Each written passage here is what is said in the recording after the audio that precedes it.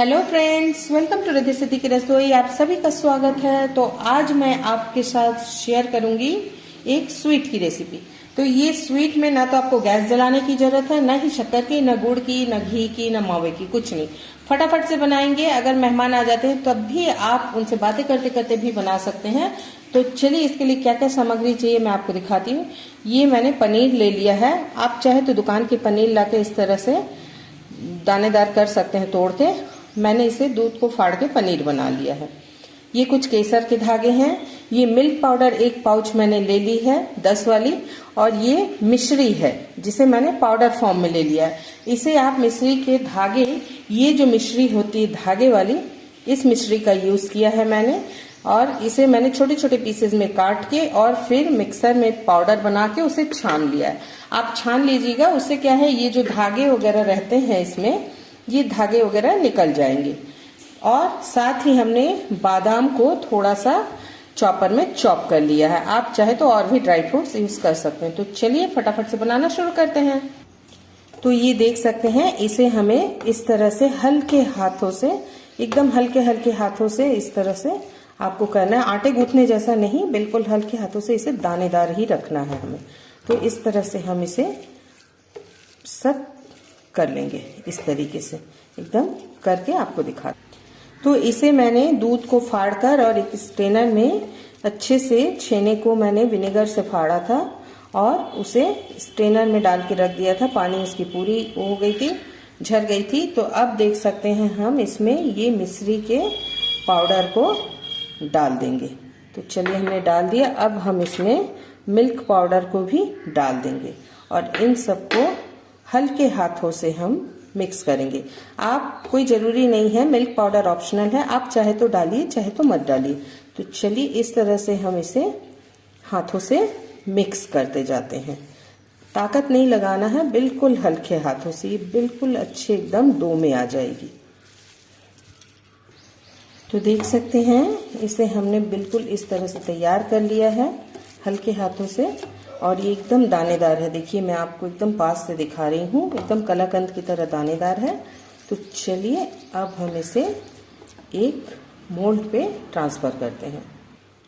तो अब हम इस तरह का एक मोल्ड ले लेंगे। आप चाहे तो कंधा ऊंची वाली थाली भी या प्लेट भी ले सकते हैं। तो हम इसी में रखेंगे। तो इसमें थोड़ा सा हम घी डाल देंगे और इसे हम पूरा इस तरीके से ग्रीसिंग कर देंगे। तो देख सकते हैं हमने ग्रीसिंग कर दी है। अब इसमें हम ये जो हमने तैयार किया था पनीर का, इसे हम डालकर इसमें डाल देते हैं, शिफ्ट कर देते हैं इसमें। तो देख सकते हैं हमने इसमें शिफ्ट कर दिया है। अब इसे हम थोड़े से इस तरह से सेट कर देंगे, चम्मच की मदद से हो चाहे किसी भी चीज की मदद से। अब इस तरह से सेट कर लीजिए। तो इस तरह से हमने कर दिया है। अब इसमें हम डालेंगे थोड़ी सी इलायची पाउडर, ऊपर से बिल्कुल इस तरह से स्प्रिंग कर देंगे। तो चलिए थोड़े से इलायची पाउडर को हम इस तरीके से स्प्रिंग कर देते हैं। और साथ ही हम ये जो बादाम को हमने चॉपर से चॉप किया था, इसे भी हम अच्छे से डाल देंगे, डेकोरेशन कर देते हैं इसकी। तो इस तरह से हमने बादाम को भी डेकोरेट कर दिया है। अब हम इसे इस तरह से अच्छे से इसमें सेट कर देंगे। इसकी खुशबू इतनी अच्छी आती है और खाने में भी उतनी ही टेस्टी लगती है और बिल्कुल फटाफट से बन जाती है। आप बिल्कुल ट्राई कीजिएगा घर में। इसमें ना बिगड़ने का डर है ना कुछ, क्योंकि आपको इसे अपने हिसाब से बनाना है। आप मीठा कम ज्यादा कर सकते हैं, कोई दिक्कत नहीं है।